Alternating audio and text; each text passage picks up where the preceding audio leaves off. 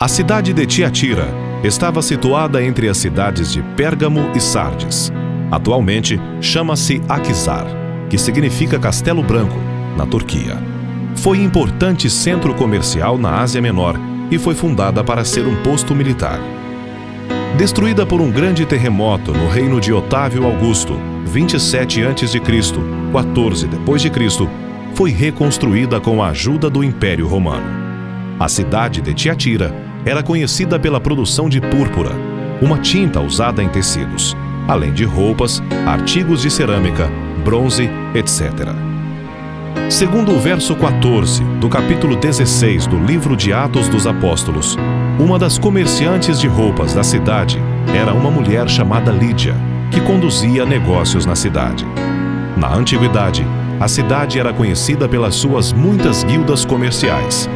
Para poder trabalhar no comércio, era necessário que o cidadão pertencesse a alguma guilda, sendo muito comum que os membros dessas associações participassem de festas dedicadas às divindades pagãs, que terminavam geralmente em orgias sexuais. Tiatira teve seus templos e santuários religiosos, incluindo templos aos falsos deuses Apolo, Tirimânios e Ártemis Diana, Atos 19:34, e um santuário a Sibila, Orácula Sambate.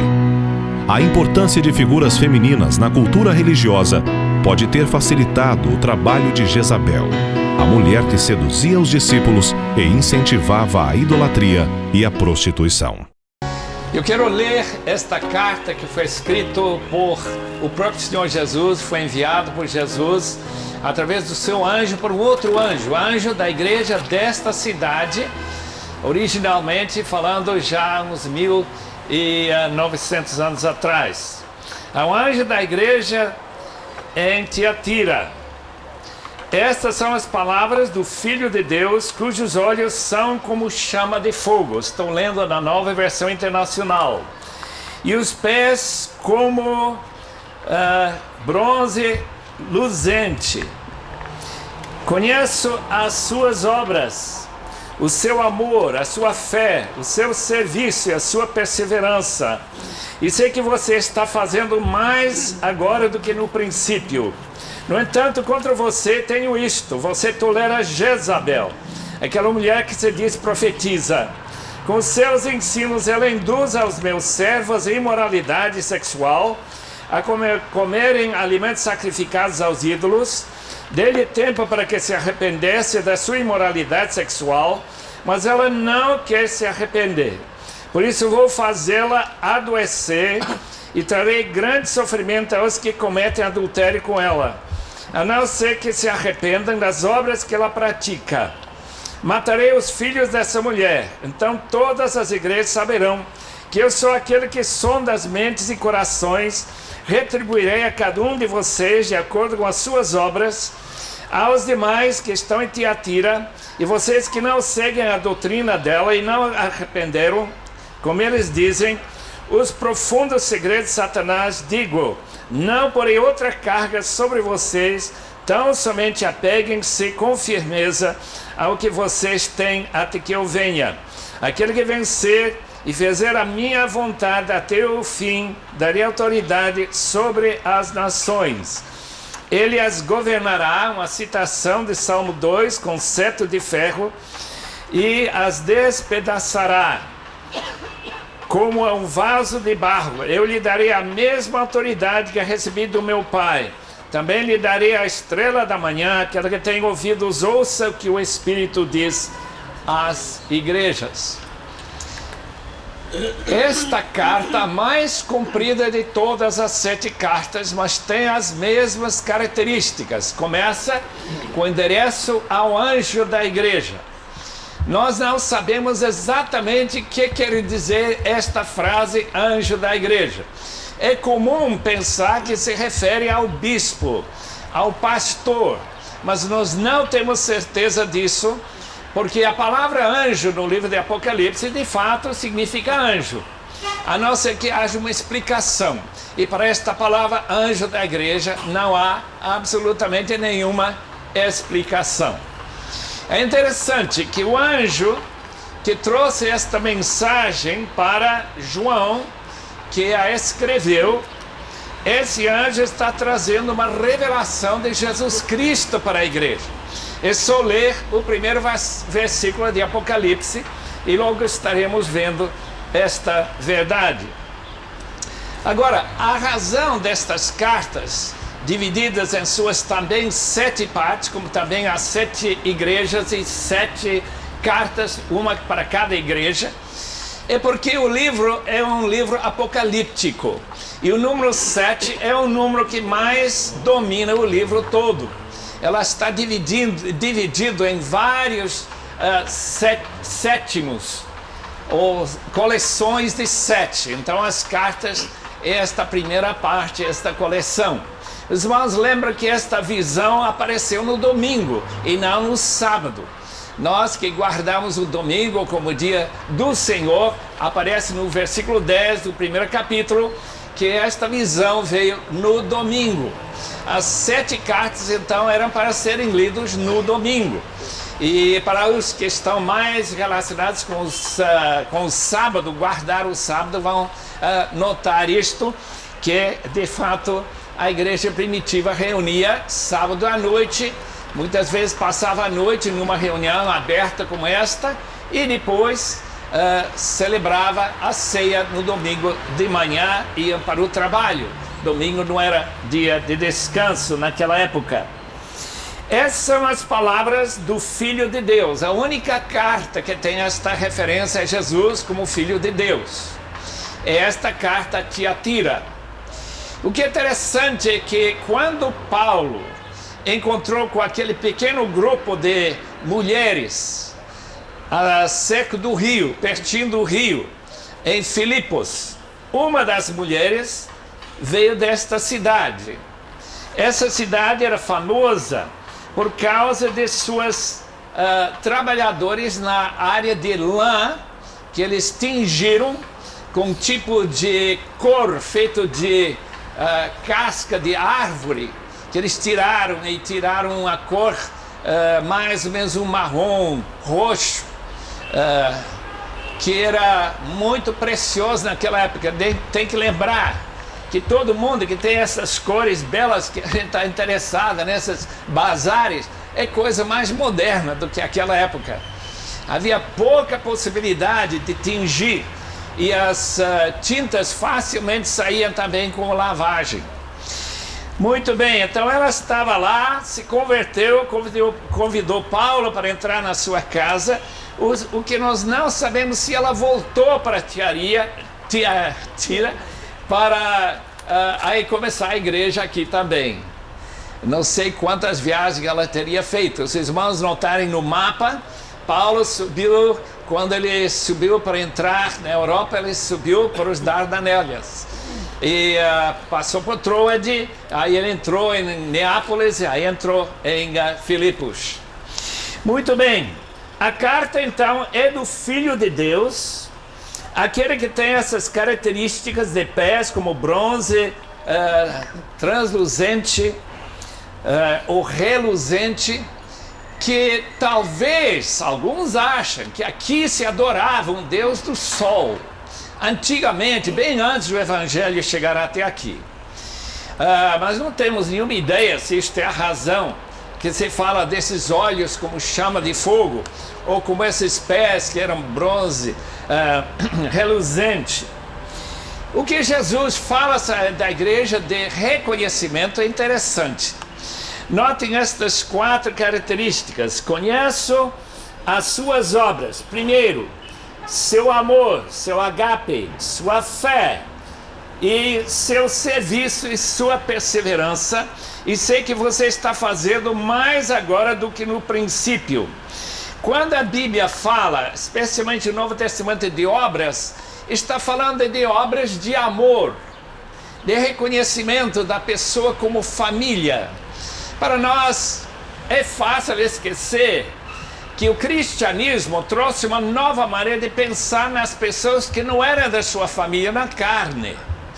Todos nós temos um reconhecimento especial para os nossos filhos, para nossa esposa, o marido. Mas o Evangelho pegou esse conceito de família e passou para a igreja.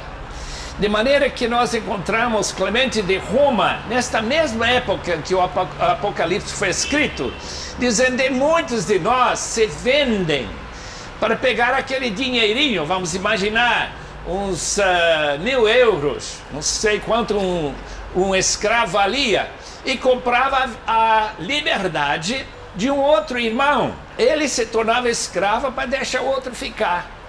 Daí, obra de amor. O texto continua dizendo: conheça as tuas obras de amor e sua fé. A palavra fé está relacionada com a doutrina que nós cremos. A doutrina evangélica, essa doutrina nova, em distinção do judaísmo, em distinção do paganismo. Sua fé, e esse conteúdo da sua fé, e a sua perseverança. Este serviço e perseverança, primeiro serviço, diaconia, novamente essa ideia de que os crentes serviam uns aos outros. E finalmente a perseverança diante da perseguição. Depois do ano 64, mês de julho, em que a primeira perseguição romana começou com Nero, quando ele pegou os cristãos acusando-os de terem incendiado a cidade de Roma, e rolou alguns em piche, e colocaram em postes e colocou fogo neles para iluminar seu parque de Caracalla. É difícil nós imaginarmos uma coisa tão cruel hoje em dia. Pessoas vivas sendo transformadas em tochas. Daquela data em diante, a perseguição continua até a data que nós ouvimos ontem à tarde, 313, quando Constantino tornou o cristianismo uma religião legal. Legalizou. Então, durante esses, 200 e tantos anos, o cristianismo ficou perseguido, uma religião ilegal, perseguido em parte por causa das pessoas que, saindo de suas famílias, se tornaram membros da família, amavam mais aos cristãos do que amavam as suas famílias originais.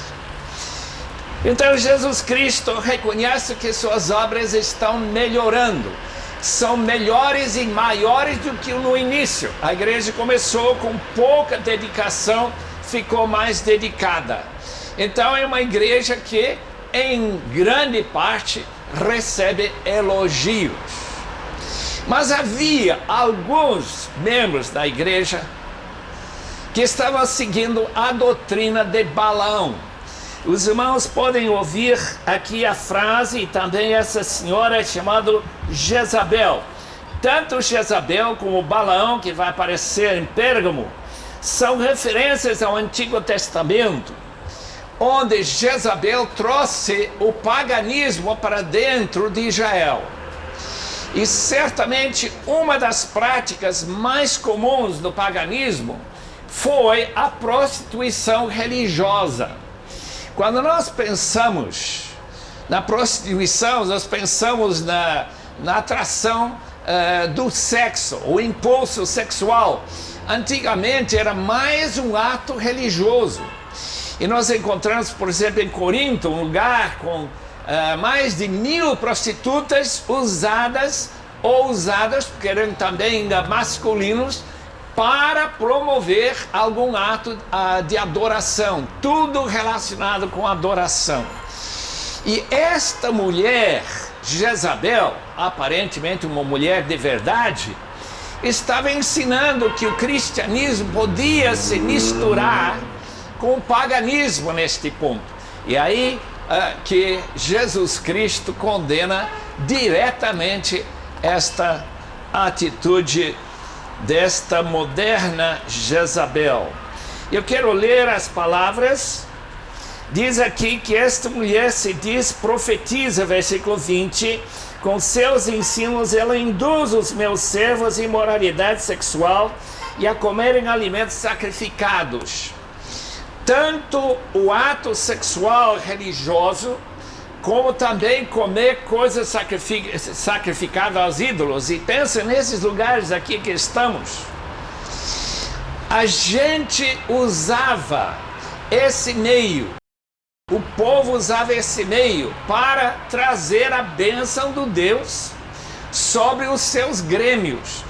Esta cidade era muito conhecida pelos seus grêmios, uma espécie de cooperativas de diferentes produtos que se faziam aqui, particularmente produtos de lã tingido. Então, se para receber essa bênção e para ter essa cooperação, a religião era fundamental. Os cristãos, por se separarem dos seus grêmios, eram marginalizados, ficaram separados. E esta mulher, dizendo que era profetisa, isto é, falando da parte de Deus, traz para esses cristãos uma vantagem econômica, trazendo elas para dentro dos grêmios de volta. E a reação do Senhor Jesus, através do anjo da igreja, era que isto era totalmente errado. A igreja mais forte, mais dedicada por um lado e mais contaminada por outra, por causa da sua tolerância de certas práticas chamadas pagãs. Então, quando pensa na carta à igreja de Tiatira, pensa nesta confusão de um cristianismo, por um lado, dedicado e, por outro lado, misturado com práticas religiosas pagãs.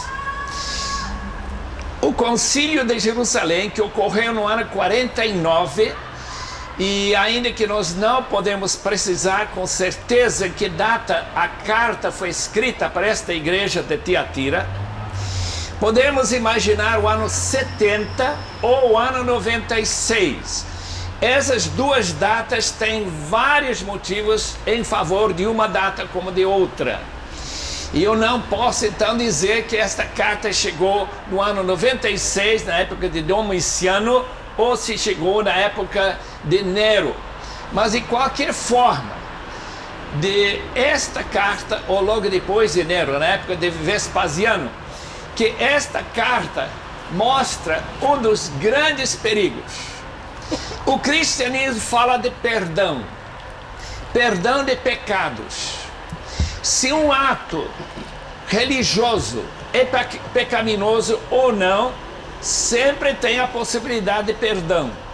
E eu acredito que a ideia que Jezabel passou para estes membros do sindicato, dos grêmios desta cidade, era que se houvesse numerosos cristãos se convertendo, é possível que este grupo se tornaria menos religioso e talvez mais secularizado.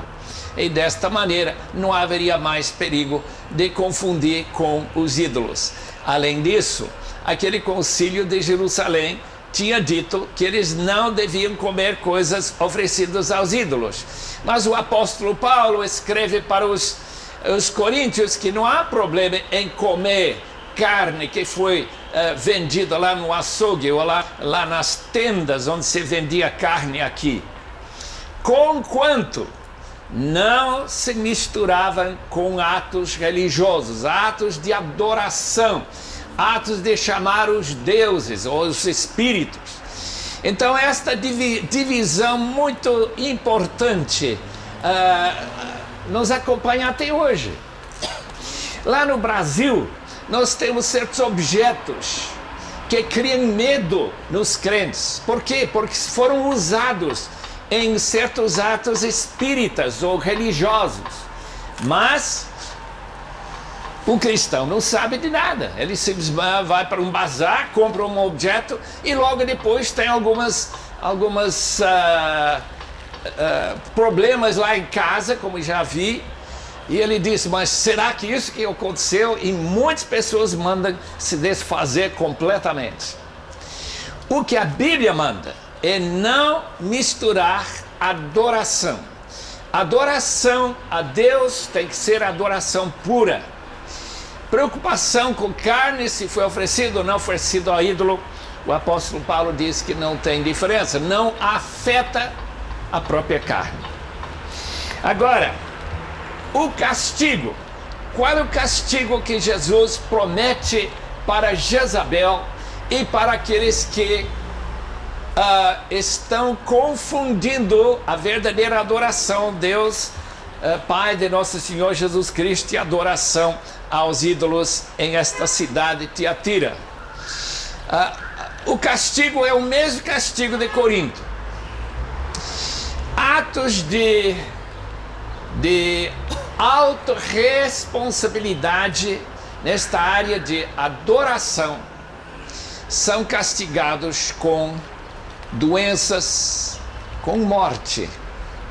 Nós encontramos capítulo 11, 1 Coríntios, que muitos estão doentes e alguns já estão sepultados por causa deste envolvimento com adoração errada. 1 Coríntios 10, comerem coisas nesses grêmios, nas suas festas de celebração, pode trazer até o envolvimento com os poderes demoníacos. Então nós somos totalmente proibidos. O que Jesus quer desta igreja de Tiatira? Que ela se separe não do mundo. 1 Coríntios deixa muito claro que nós temos que continuar vivendo no mundo. Estamos usando um ônibus que pertence a este mundo, estamos usando dinheiro que sai deste mundo. Nós não podemos nos separar do mundo. Ao mesmo tempo, nós não podemos nos envolver com os interesses deste mundo.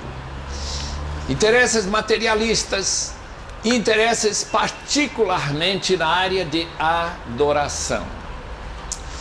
A carta termina com a maravilhosa promessa, como todas as cartas, ao vencedor.